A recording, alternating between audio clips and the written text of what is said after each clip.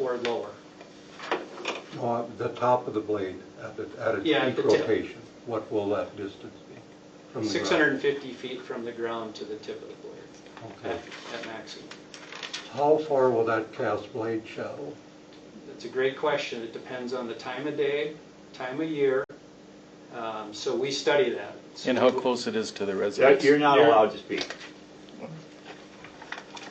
So we do a thorough analysis on that. So Took over the zoning in '09, and you'd think I'd have heard something to be able to bring it all together, but I can't if I don't hear anything. Any other questions for Wells? Thank you. yeah, thank you.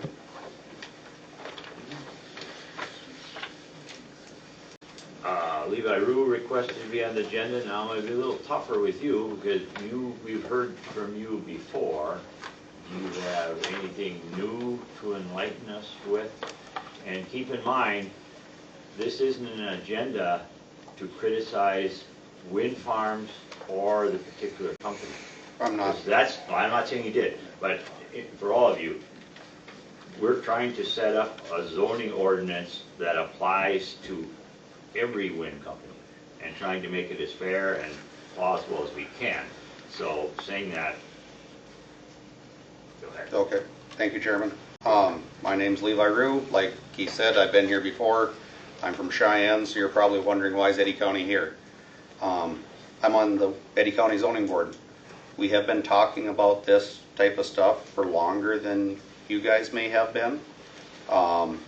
We started out, at one time Eddy County was at a mile, and then Eddy County dropped down to 1,400 feet. That's where we're at now.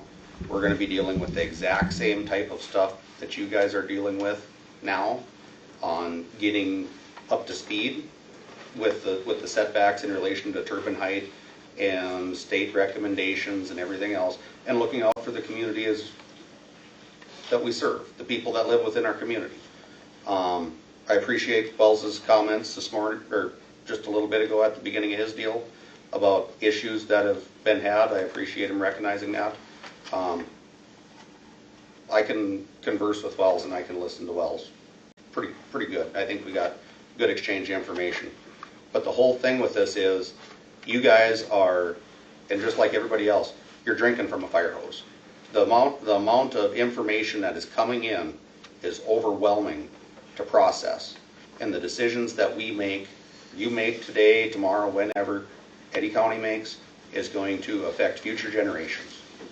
A lot of the people that are making these decisions today, they might not be around to see the end of it.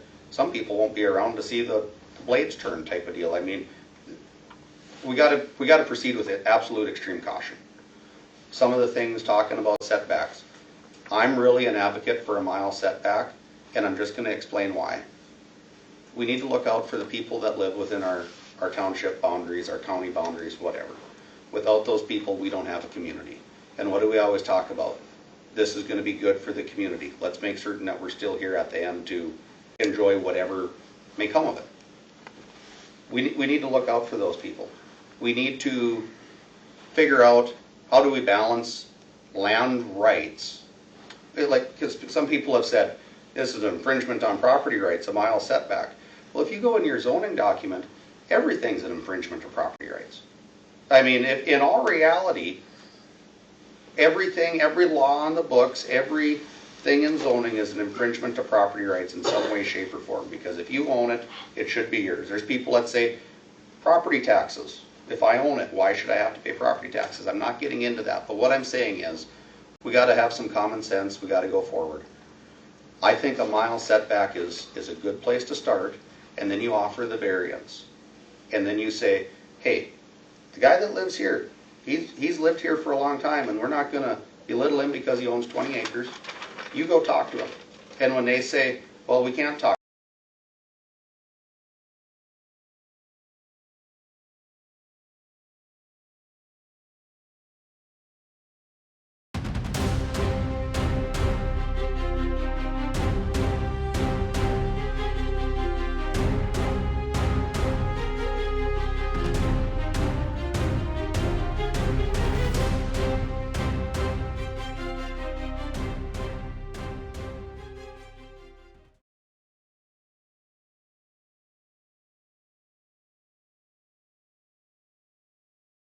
possession. Since I don't have a mic, I'll try to speak loud.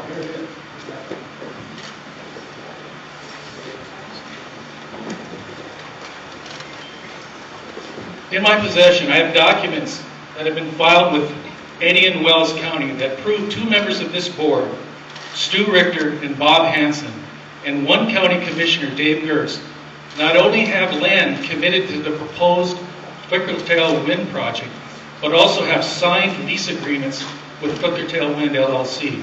Okay, I'm going to have to stop you. This is a special meeting, so we have to stick with the agenda specifically as it was published.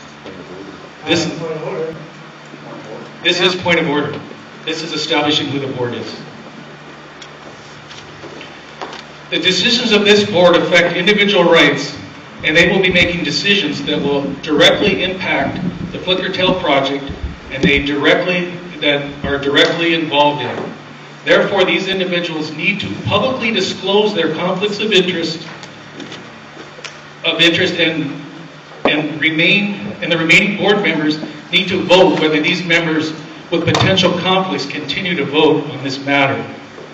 Under North Dakota Century Code 44-4-22, a person acting in a legislative or quasi-legislative or judicial or quasi-judicial capacity for a political subdivision or of the state who has a direct and substantial potential or personal and pecuniary interest in the matter before the board, council, commission, or other body must disclose the fact to the body of which the person is a member and may not participate in or vote on a particular matter without the consent of the majority of the rest of the body. I ask that these members recuse themselves voluntarily today from participating and voting on issues relating to the wind energy conversion project. If they choose not to voluntarily recuse themselves, I ask that the publicly available evidence presented that the remaining board members vote to recuse these members.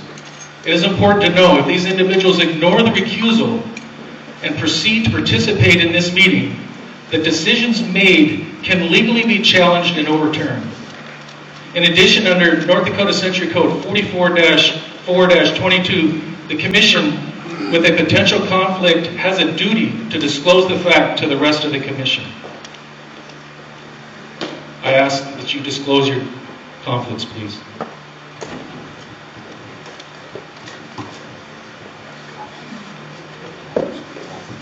First of all, we've had legal opinion give us her opinion on this, and the fact that we are not engaging in an exact program. These are signed lease agreements. She never talked about this, not once.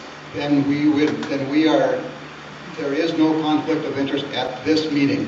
There is not any voting going on at this meeting. This is simply a hearing.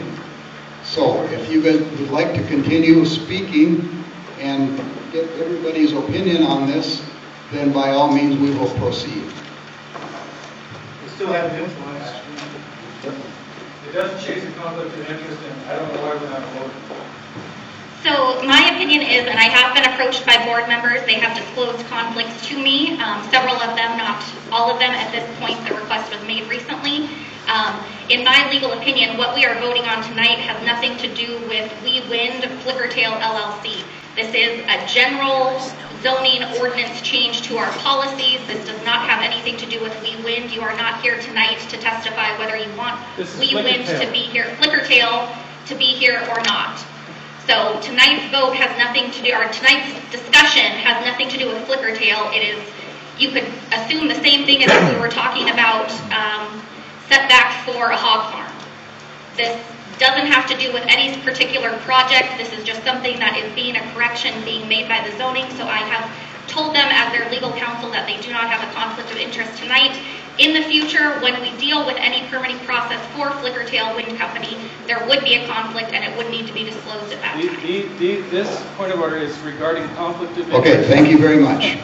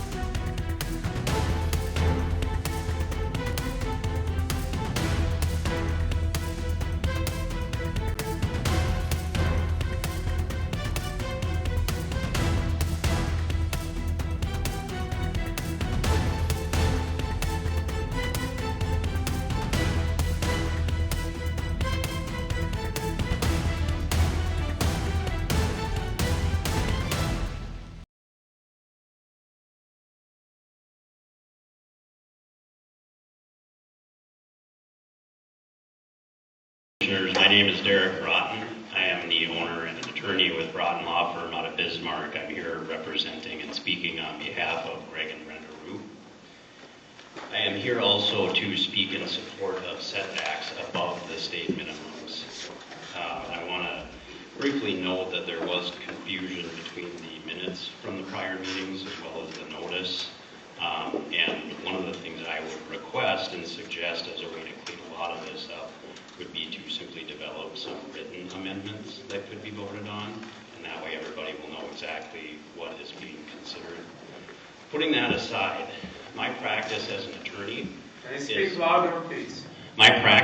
attorney is primarily representing North Dakota farmers and ranchers and protecting property rights and practicing in the areas of energy law. I'm going to talk about property rights, and I'm going to be the first to tell you that I do think that landowners should have the right to do what they want on their land, including put up a wind turbine.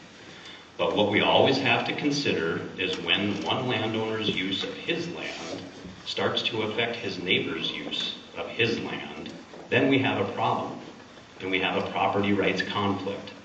And one of the ways we resolve property rights conflicts is with land use codes and zoning.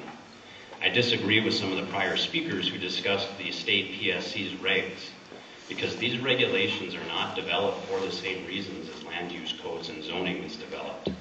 Your job, the resolution adopting the Eddy County zoning ordinance, says it's there to protect property rights. That's different than what the PSC is doing on a statewide level with that kind of citing. Someone said earlier that this is zoning, not private property rights. Zoning is private property rights. It is the way we balance land uses within our local area, because we recognize that one person's use of their property can affect someone else's use of their property. So what I want to talk about today is that when we're talking about setbacks, what you've been hearing about is things like noise and flicker, and those are all real concerns. Simply having your view shed affected is a real concern. Something else that's not been talked about, however, is wind wake, and the fact that wind wake can lead to diminished property values for downwind landowners. And that is very significant. And I'll first explain what wind wake is. If you just think about the wake that comes out behind a boat, it's a very similar concept. When wind goes through a turbine, it creates a lot of turbulence and it slows down that wind. And this phenomenon has been studied intensively in offshore development, because if you think about what we're looking at here with onshore development, there's always patchworks of landowners that you're dealing with when you're trying to set up your wind farm. When they're doing it offshore with government leases, what they're doing is simply maximizing the recovery of the wind resource. And so I want to talk about a few facts too, and I've got some written testimony I'll give you after that has the citations and sources for this. In the scientific community, the widely held belief is that a wind wake can extend a minimum of 8 to 10 times the turbine's rotor diameter, and it can persist up to 15 times in some recent studies. The Crown Estate, which manages all of the minerals and other energy resources for Great Britain, they require a 3-mile setback for each of their leases for that offshore development, and they do that specifically because of the impacts of one wind farm on the other, because of the impact of the wind resource downwind. The United States requires a 750-meter setback between the wind leases that it issues for offshore development. One article reported a study, and this is looking at offshore development. They found that an upwind farm's wake caused significant decreases in the amount of electricity generated by the downwind farm, resulting in a loss of revenue of up to $730,000 in lost sales and $2 million in lost production credits annually.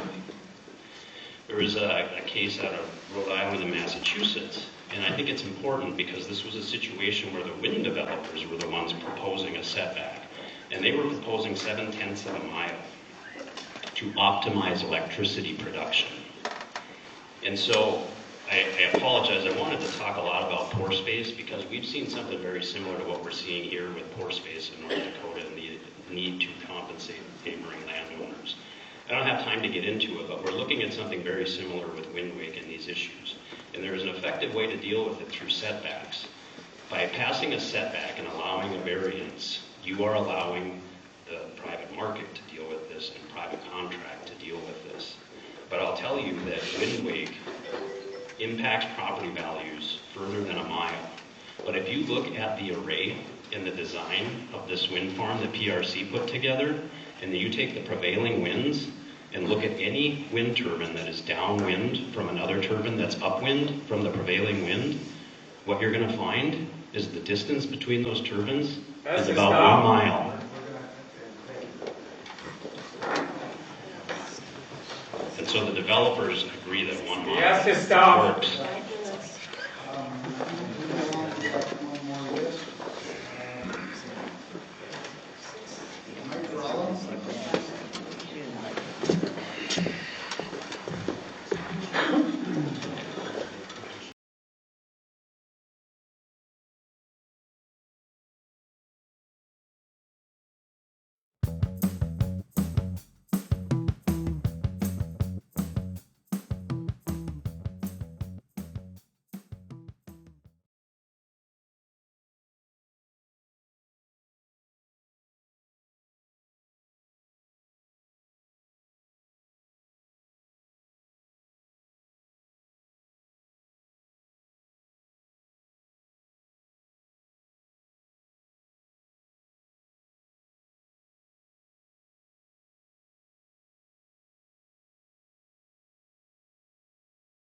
Seven years ago, the Wells Eddy Group asked PRC Wind, our company, to join their effort to complete their mission. They chose PRC because we specialize in designing projects that work well for farmers and ranchers and neighbors. It's what we do as a company. Last year, Dakota Power Cooperative pursued opportunities to meet its needs for more power to complement and support its coal-fired generation. Dakota is working closely with the Trump administration to maintain its coal-fired power generation in conjunction with clean, reliable wind energy.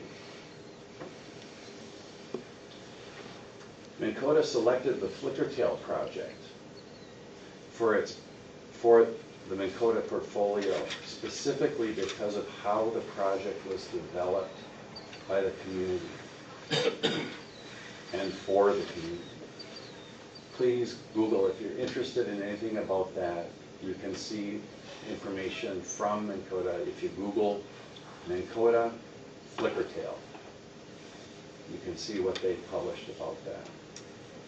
So where are we at now? The project has come this far.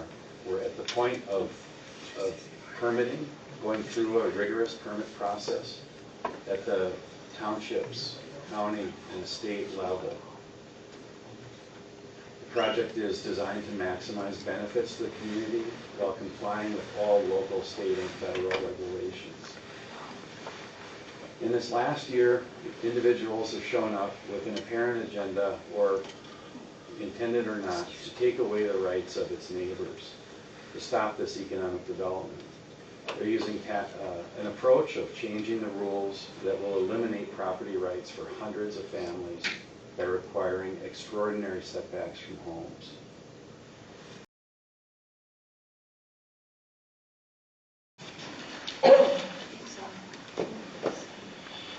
Hello, my name is James Murray. I was born and raised here. Went to college, got a job, worked for a few 10, 15 years, and moved back here. I moved back here in 2012 because this is a place that's worth living at. It simply is a place worth living at. We got a great community, we got great people. Everybody in here is friends and neighbors. Until this. When I grew up here, I learned what it meant to be a neighbor. How to get along with people. You help people when they have a problem. You know what it's like to be a neighbor. You do unto others as you would want done to you. I'm about as small a landowner as you could come by. I own a farmstead and a quarter of land. Pretty small peanuts compared to most landowners in the footprint. I signed the contract on May 28th, 2019. Before we signed, we were promised at several of these meetings that we will never put a tower in some place where it causes conflict. We'll never put a tower someplace where it causes a problem. And I've heard that from many of the people in this room. And Do you know the first time I was contacted about tower placement around my house where I lay my head down at night? 1 month ago, from Eric Myrie. He pulled in the yard and talked to me and told me there was going to be a tower west of my house. That was the first time in 6 years. And I have a problem with that. Us as small landowners, we had to figure out, do we fight these guys or do we go with them?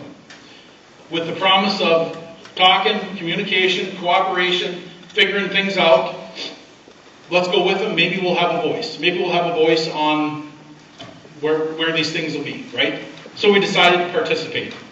So I signed my soul away to Big Wind when I signed that contract in 2019. And I got a couple of towers that are coming up within a mile of my place. My folks got 6 or 7 towers that are going to be going up within a mile of their place. Do you know how many times my folks were contacted about where those tower locations were going to be? 0. None. And that's ridiculous. So, going back to the contract, I had to talk during the neutral portion of this, right? Because I'm bound to by contract, right here. This is my contract. I'm bound by this contract, so I cannot talk in a negative way about wind towers, anything like that. Because my contract bounds me to that. And anybody else that signs that contract is bound by the same agreement, right? So if I can't acknowledge the bad on wind, how can anybody else that signed that contract, how can they acknowledge the bad about wind? And there's individuals on this board that have signed this contract. We have a county commissioner that signed this contract. How can they acknowledge the bad? So, going on, who's in the project? About 35% of the towers on the land are owned by people that live in the footprint. That means 65% of the people that sign this contract don't live inside the footprint. They don't have to deal with this stuff. They don't have to look at them every day. We do. I think the problem with the state guidelines is that they've been guidelines on towers that have been much smaller than this. The research that I've looked at, none of it covers towers of this magnitude. And the landowners are stretched out from all over the place, from Huntington Beach, California to Lansdale, Pennsylvania. So I think we need to have a meaningful setback of at least 1 mile. These things are huge. I live there. I have property rights too. I'm a small property owner, but damn it, I have rights too. The one thing that I think needs to be done is enough of this bulldozing by throwing cash to grease the skids. This is ridiculous. Throw more money at it, throw more money at it, throw more money at it. Why can't people talk? Why can't people communicate? I was told there would be ample communication as far as tower locations around my house prior to signing that contract. Where is it? It was 6 years. Ladies and gentlemen of the zoning board, don't be blinded by the promise of the cash. Your job is to look after the health, safety, and the well-being of citizens that you serve. Remember, do unto others as you would want done to you. Would you want to live under one of them? Don't sell me out. That's all I have. Thank you.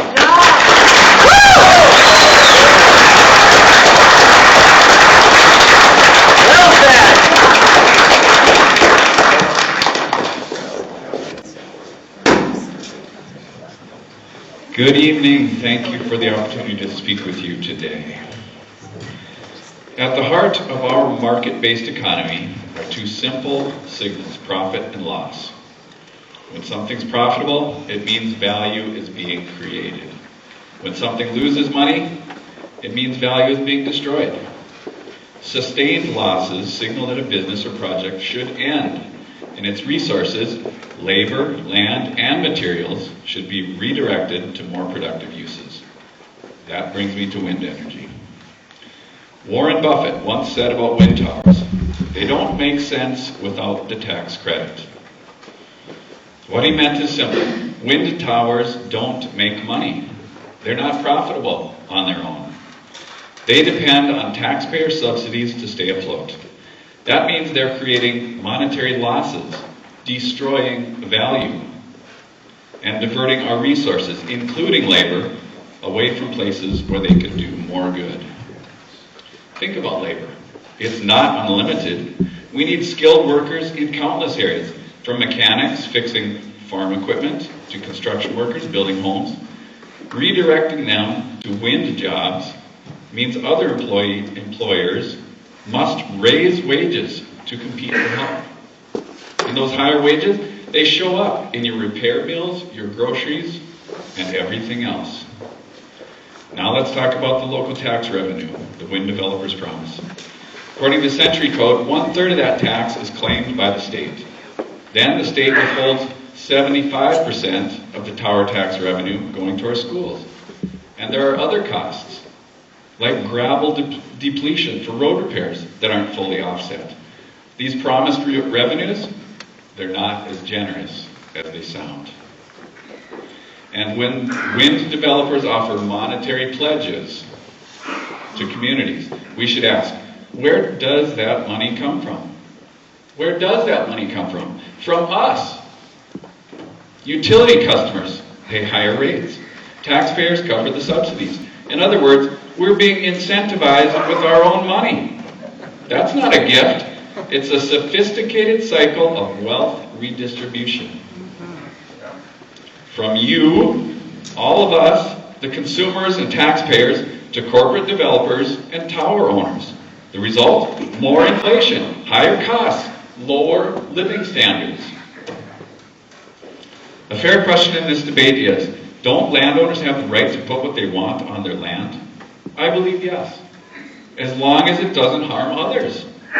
But a 700-foot tower with flashing lights, loud whooshing blades, shadow flicker, possible health hazards, that's not just someone using their land. That's a nuisance to neighbors. It devalues nearby properties, disturbs rural peace, and transforms our landscape in ways many of us did not sign up for. It's ironic that the city of New Rockford is cracking down on messy yards in town, supposedly to protect neighbors from visual annoyance or lost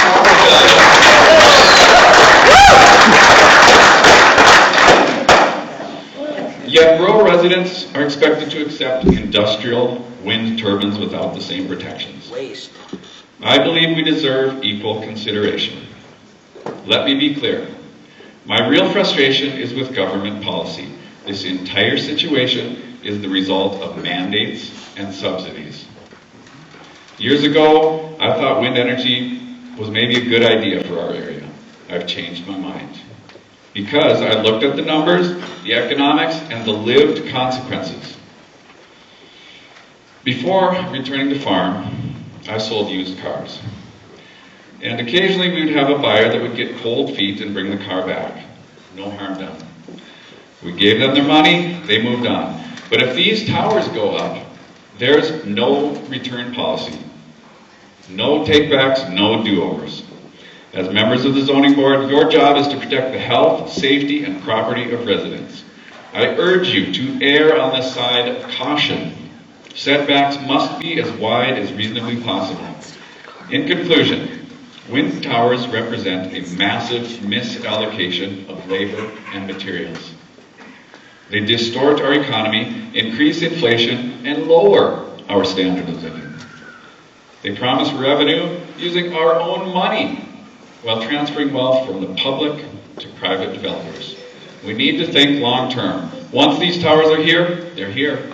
Let's protect our communities and make decisions that truly serve the people who live here. Thank you. Regulation of the wind facilities and the economic development that came from it. And I know he has turbines around where he lives. He could speak to you. He's available. His name is Randy Schaefer. And Randy, if you could raise your hand. County engineer that require, essentially, if you talk to the gentleman, the supervisor back there, he'll explain how they have the best roads in the neighborhood because they have the wind project that maintains those roads and so forth. There are protections in place, not only for the management of the project, but also the decommissioning and removal of the project in a responsible way, that is all locked in before we put the shovel in the ground in the beginning.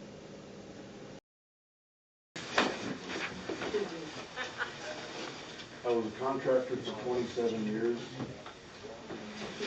We bought some land out southeast of Wilton. My dad did. I bought some more. We built a cattle ranch. I've got 1,000 head of feedlot now, and we're on about 300 mile cows. I'm not a contractor anymore, but when I was a contractor, I built a building for the wind tower company that built that project. All those towers are within a half a mile.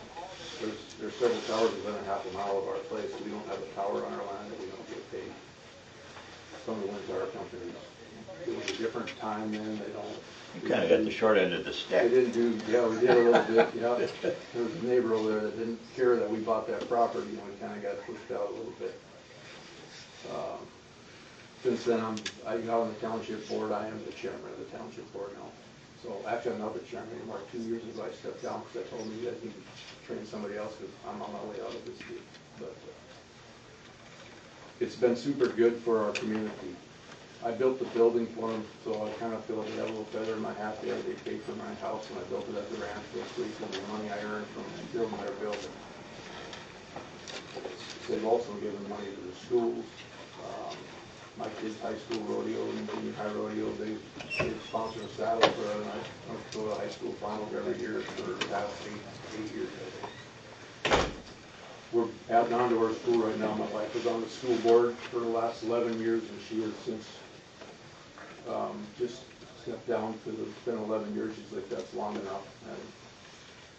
But they got it all set up. They're adding on to the school right now, and she was a part of getting that all started. And we went around and got money from the power plants, the Knife River, and the wind farm, and they all came and contributed money to keep everybody else from having to pay more taxes on that. But, so there'll be people on the map that have, you know, that are getting towers. They'll be directly impacted financially, positively. There'll also be people in your community that'll be directly or indirectly financially impacted positively by owning a bar or owning a restaurant or having some kind of service that they provide or whatever.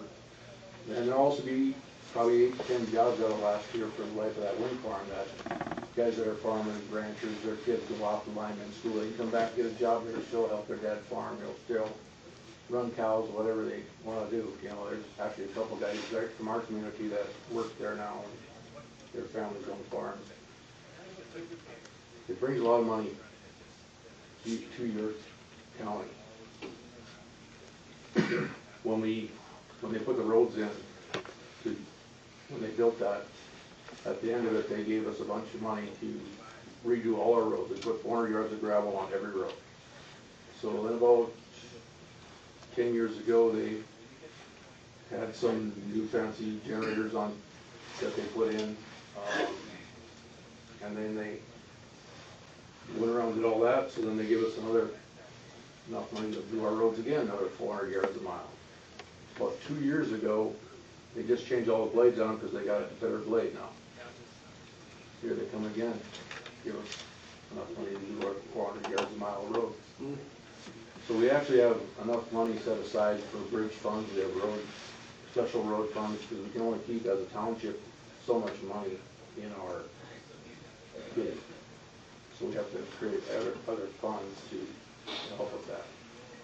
It's been very good for our community. You know, you're going to find that people that don't get direct money are like, oh, I don't want no wind farm. And you're going to find that people that do get direct money go, yeah, it's a good thing. There's going to be a line. But I think, Yeah, we found that out. I think that overall, after the smoke clears and everybody gets done, the thing is there. It's been good for our community. I'm glad to hear they get involved in the community. They do get involved in the community. They stepped right up when we talked about building a school. And, you know, like taking care of our roads. We actually bought all of our gravel from the Knife River over to Tuttle and shipped it over because the county's gravel was kind of crappy, to be honest with you.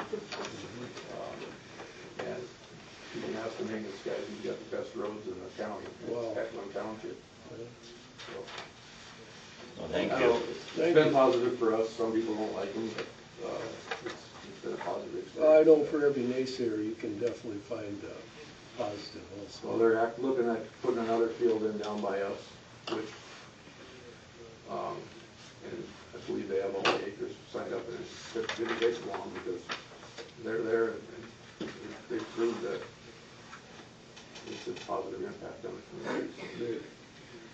Thank you, sir. All right.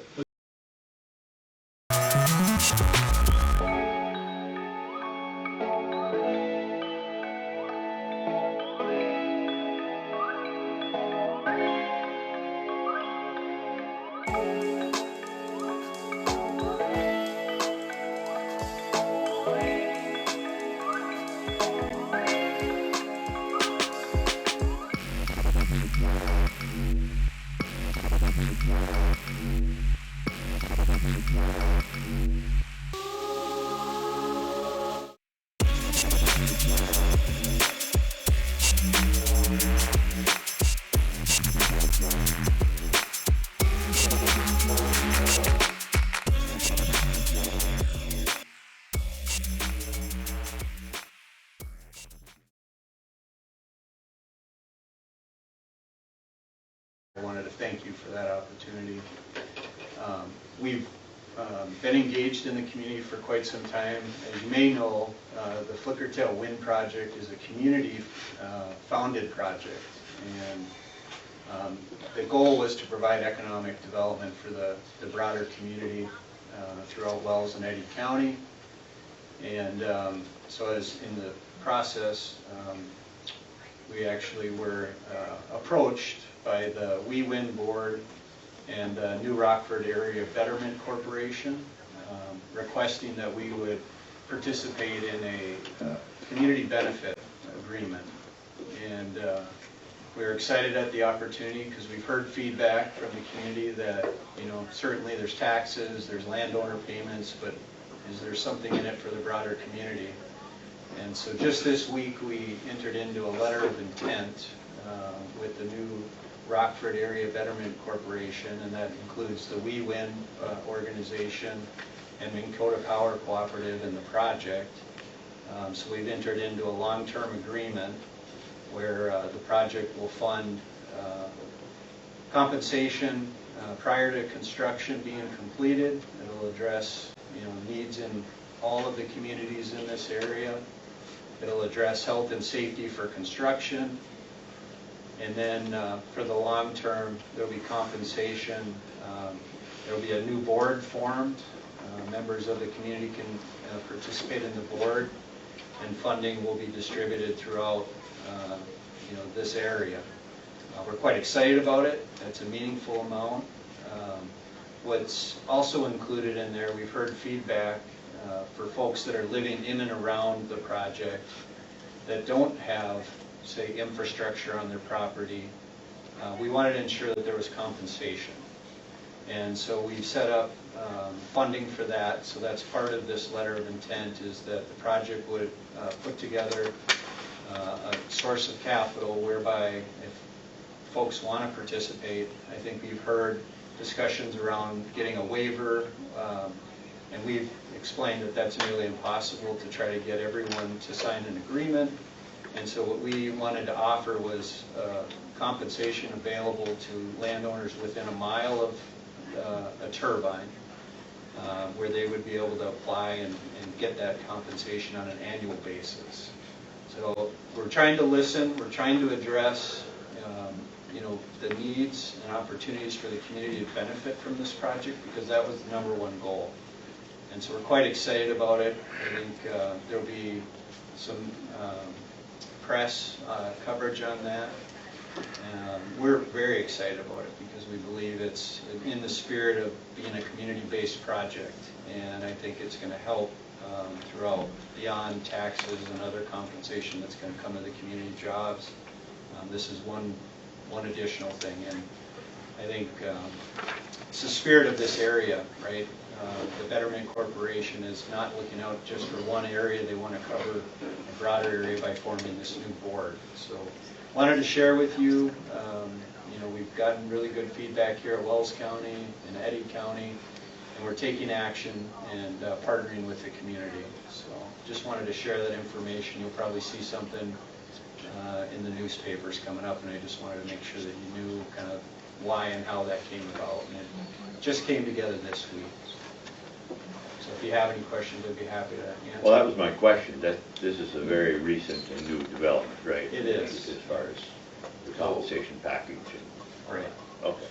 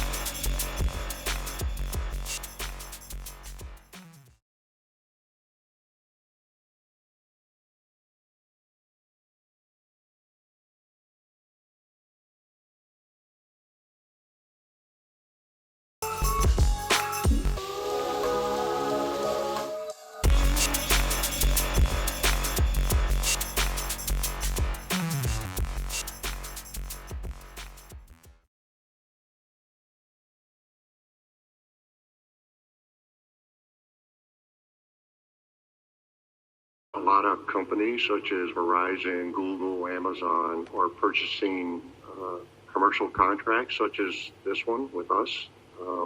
It was the right time, I guess, for them.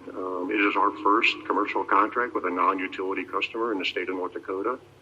They felt like they had a need for purchase this power to fulfill their net zero carbon goals by a certain date. So that's why we chose to sign them up on this particular project.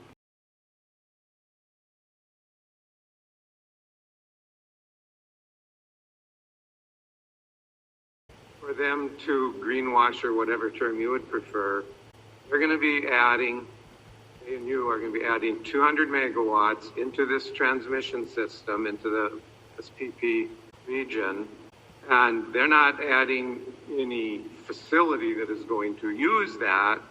So in essence, whenever it's windy, you and they will be adding 200 megawatts of subsidized energy that will displace non-subsidized energy on the market, except for when the demand is real high.